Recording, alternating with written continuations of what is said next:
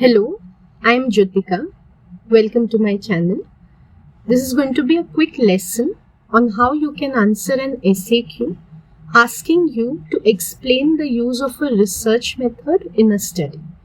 Students often tell me that they have very good practice in SAQs pertaining to specific studies or specific theories, but the SAQs they find challenging are those asking them to explain about research methods or asking them about ethical issues. So today I've taken up the SAQ that asks for the use of a research method.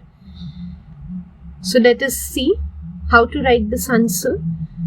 Students also tell me they find it hard to get exemplars for these type of questions. So on your screen now you have a sample response that you could give to this type of a question.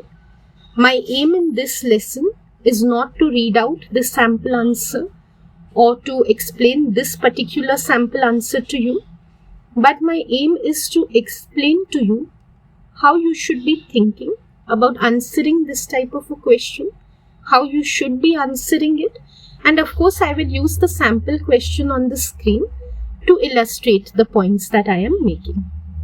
Let's start by reading the question. We should always read a question very carefully before beginning with the answer.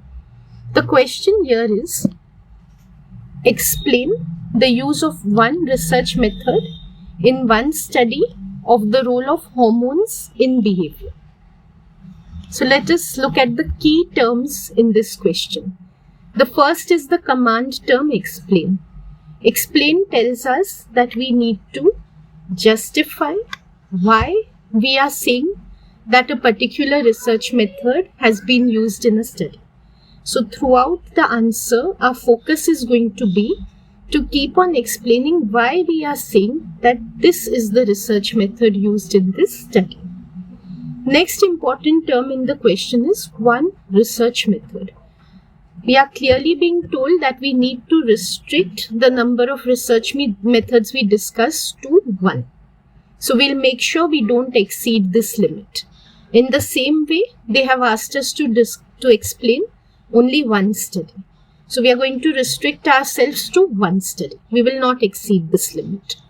And finally, they are asking us about hormones. So from all the topics that are there in the biological approach, they have asked us for a very specific one, that of hormones.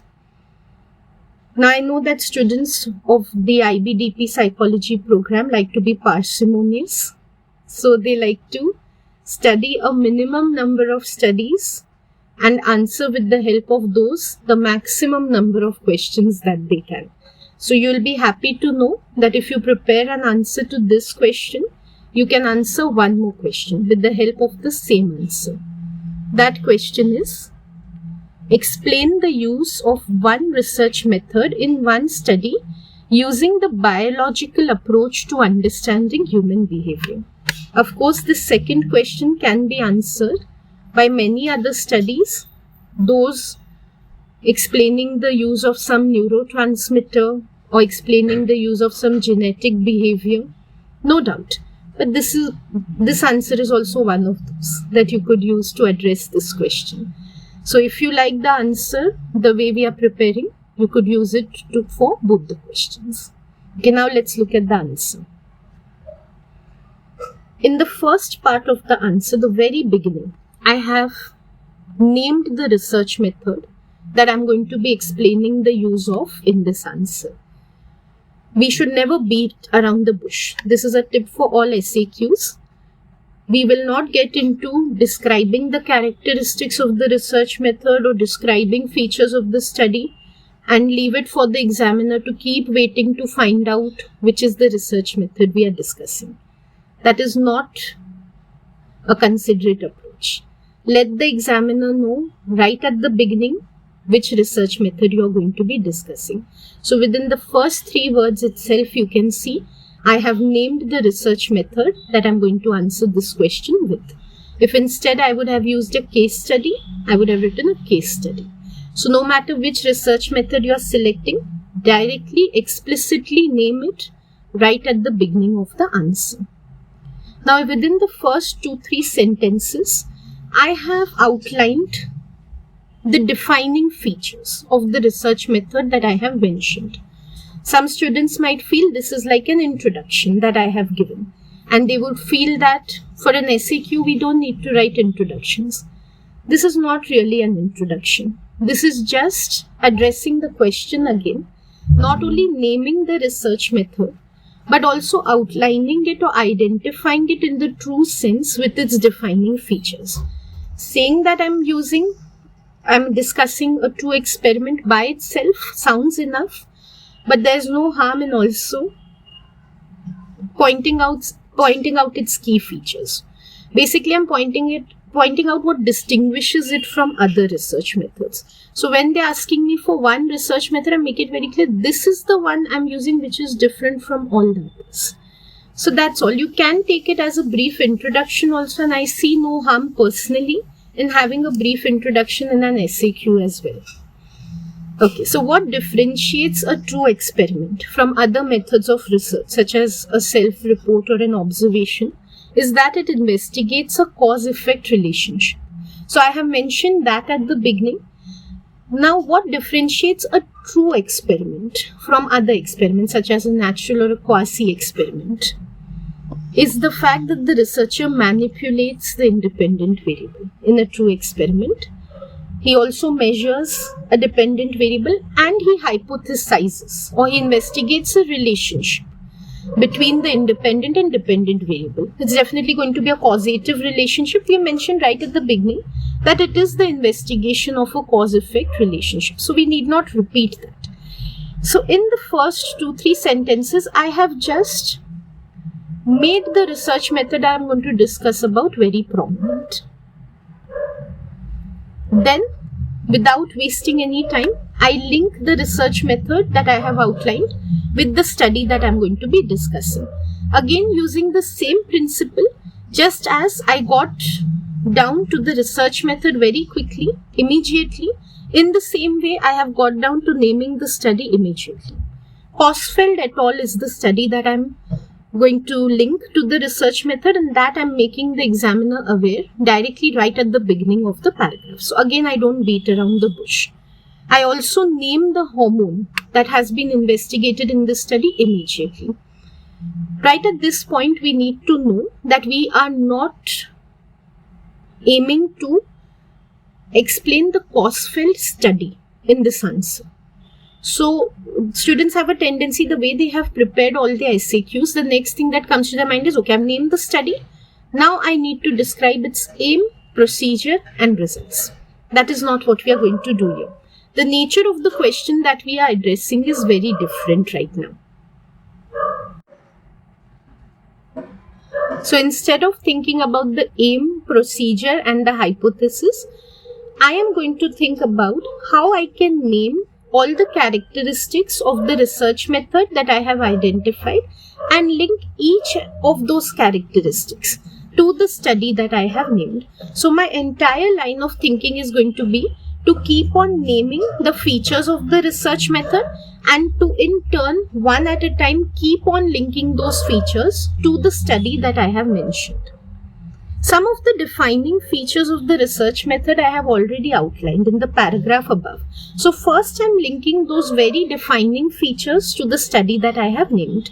I already mentioned that a true experiment has a hypothesis linking the independent variable and the dependent variable. So let me now point out in the Kosfeld et al. Study, what was the hypothesis?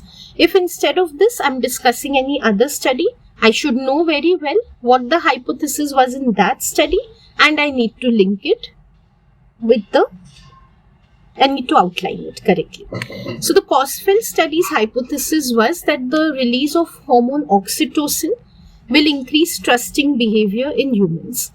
One thing is, I am assuming you know the Kosfeld study well. Just like you're not supposed to be explaining the study here, I'm not going to explain it either in this video, because my agenda is different right now. So even if you don't know the study well, just take it as, okay, this is the hypothesis of the study that has been clearly outlined over here. The other thing is that, as you can see, to be able to answer this type of a question, you really need to know what the characteristics are of the research method that you're discussing.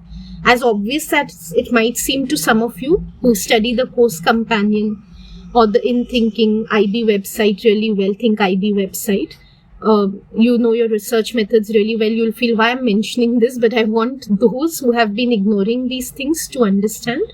You have to know all your research methods and their characteristics extremely well to be able to answer this question. So if you haven't gone through, you've just skipped the discussion on research methods on the website or in your course companion, do learn it properly. It will help you in your paper 3 as well if you're an HL student. Okay, so coming back to the discussion.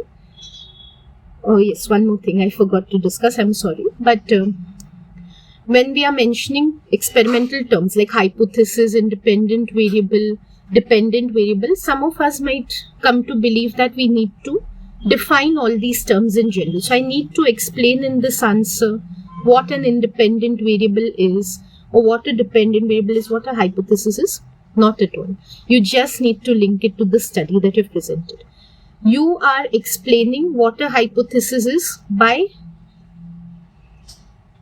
exemplifying it with the study. You are explaining what an independent variable is by exemplifying it through the study.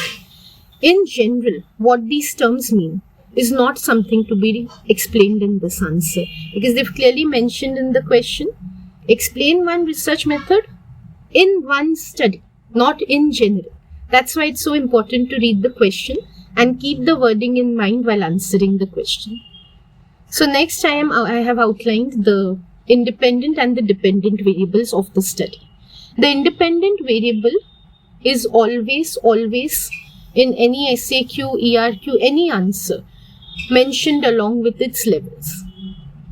So the independent variable in the Kosfeld study was the release of oxytocin, and its levels were the intranasal dose of oxytocin for one group and the placebo injection for the other group. So I have mentioned the IV with the levels.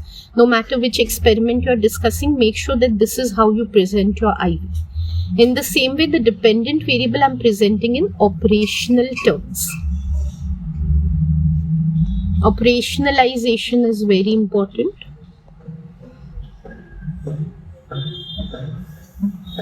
Avoid presenting the dependent variable in general terms. So how do we operationalize the dependent variable? We mentioned how it was measured and quantified. So in this study, it was measured and quantified as the average amount of money units transferred by the investor to the trustee in the simulated game. So I have very clearly specified that. Now these were the defining features of a true experiment that I've linked with the study. Next, I will link some additional features. These features are additional, but they are not secondary or they are not unimportant in defining an experiment. They are key to the experiment. So these are very important features of a true experiment, not the very defining ones, but which are necessarily found in experiments, in true experiments that I'm linking with the study. If instead, for example, I was discussing a case study, then the features I would link to my study would include use of multiple methods, in-depth investigation, triangulation, use of investigation of multiple sources. So those very defining features and key features of a case study I would have linked to the study that I was explaining. Here, because it's a true experiment, my next feature that I've explained is a controlled setting. Controlled setting or controls are very important to a true experiment. Within controls, for whichever study we have selected, we can discuss some of the participant variables that were controlled, some of the situational variables that were controlled, a mix of these or either one of these. Aim at remembering 2 or 3 specific controls from the study that you will discuss over here. Do not just write that there were many controls in the study. They're not asking you to name features, they're asking you to explain how those features were found in the study. Explain how they were found. Whenever you write any point, like you're writing controls or control setting, think, why are we saying that this study had a controlled setting? Why are we saying that the dependent variable was operationalized in this study? That answer to why which we see in the command term explain, is going to help you to write this answer. So for the Kosfeld study, some of the controls were careful selection of participants according to criteria like they should not have consumed alcohol or caffeine before the experiment, or not have smoked before the experiment. Also, situationally, we saw that the researchers excluded some participants to whom they could not correctly administer oxytocin, or those who had become doubtful about the validity of the simulated game. Similarly, I have named some controlled participant variables as well, such as not allowing the investors and the trustees to meet each other before the experiment. So not pairing those who had met each other prior to the experiment. Not letting the investor know about how much the trustee had had returned money units to him throughout the course of the study. I could have presented a lesser number of controls also. That would also suffice. 2 or 3 controls are enough when we are pointing out that in a true experiment, controls have been maintained. Another very important feature of a true experiment is standardization. So in the Kosfeld study, how the procedure was kept constant for all participants, so how it was standardized was by administration of a very specific quantity of oxytocin to each and every participant. I have also specified the experimental design. Whenever we are discussing a true experiment, we have 3 possibilities of experimental designs that have been used: repeated measures design, independent groups design, or matched groups design. So we need to specify that as well. As far as Kosfeld study was concerned, definitely it was an independent groups design. If we have more specifications about the experimental design, we can add those as well, like I have added here. If there was double blinding in the experimental design and there was random assignment of participants to their respective groups. Besides that, another important feature that we see in a true experiment is replication. Now here the question that will arise is, do we have to mention each of these features? Do we have to mention so many features and link them to the study that we are explaining? Always take a sample or a model answer as a sample. It's not something to be memorized and written. It's just there to guide you into how to write your answer. So definitely, when you're writing your answer, some of these points might not be included in it. You could skip a few of these points, or you can add some points of your own. There are no hard and fast rules that if you're discussing a true experiment, these features have to be. No. In fact, in some of the studies, some of these features would not apply. Like the next one about replication. Replication is not done in every true experiment. In some true experiments, there is a possibility of replication, but the replication hasn't been done so far. In Kosfeld study, the researchers themselves did replication, so I have included it as a point. Your answer does not have to match my answer. So to rule out alternative explanations that could serve as criticisms for their study, Kosfeld et al. Had repeated their study a number of times with slight variation. So they had replicated their study. I've presented one of the examples again to make it specific. Being specific is very important. So I don't just say in general, the researchers had replicated the study many times. I've given a very concrete example that once they had replicated it to rule out the possibility that investors were just being empathic towards trustees. And so in that variation of the experiment, they asked investors to invest with computerized rather than human trustees. So I have mentioned that as an example. Finally, I have also mentioned that a two-sided Wilcoxon sign rank test was used. At this point also some students might get a little hyper and say, oh my god, do we have to remember this also? That there was an inferential statistic that was used? You do not have to. There is no compulsion. This is a model answer. Experimental studies do have this very key feature that they often collect quantitative data and they aim for quantitative analysis. So as far as the collection of quantitative data is concerned, I've already mentioned it when I have operationalized the dependent variable, that it was averages that was collected from each participant, average amount of monetary units invested. But then what is done further with that quantitative data which is collected? It's analyzed, right, with an inferential statistic to see whether the results apply to the population. So I've mentioned that as well. You could skip that point. You could include some points that you find easier to remember, easier to discuss. You feel you could explain those points, but you could include those. As I said, my aim was not to explain the study to you. If instead, let me just quickly give one more example before I end this video. If instead, supposing I was discussing a study which made use of the interview self-report method, in that case, I would have discussed features such as the format of the interview, whether it was semi-structured, structured, unstructured. That I would have taken as one of the features. Any reading of body language or non-verbal communication, the means of recording the transcripts from the interview. I would have discussed those features instead of these features, which I have discussed for a true experiment, experimental design, manipulation of the independent variable. So depending on which research method I've chosen, I should know very well what the specifications or the characteristics are, and I should know enough of them. I will not keep you in the blind by telling you it's okay to know 2 or 3 features. It isn't. If I have to give a rough estimate, just a rule of thumb, try to know at least 5 to 6 features, at least, of every research method so that you can write this answer well. Coming to one more point before I end the video, the word count.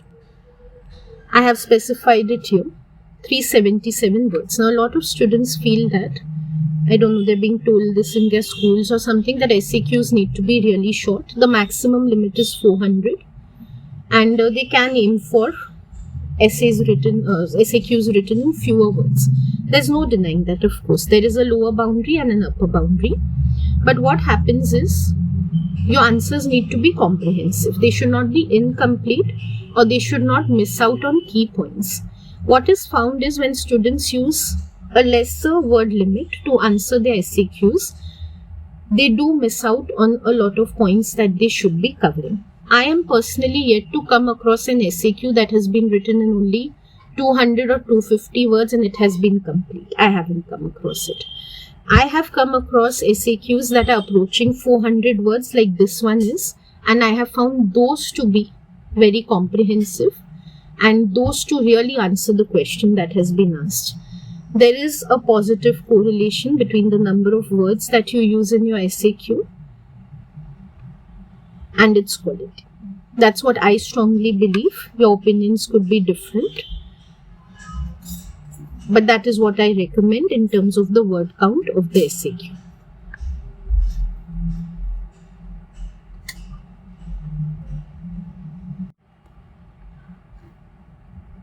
Okay, also before I forget, I have a website, ibpsychology.com. I'll link it in the description box below. I know a lot of you would want the answer that I've presented here in a document format to refer to it as you're watching this video for later reference. So I'll upload that also in a post on that site. There are other lessons also. So there are other posts that you can learn from that are already there on the site, and I do keep updating it from time to time. So if you've liked this lesson, you can visit that site as well for more discussions on your IBDP psychology course. Okay, so with that, I'm ending this video. Thank you for watching, and I hope to see you again soon. Goodbye.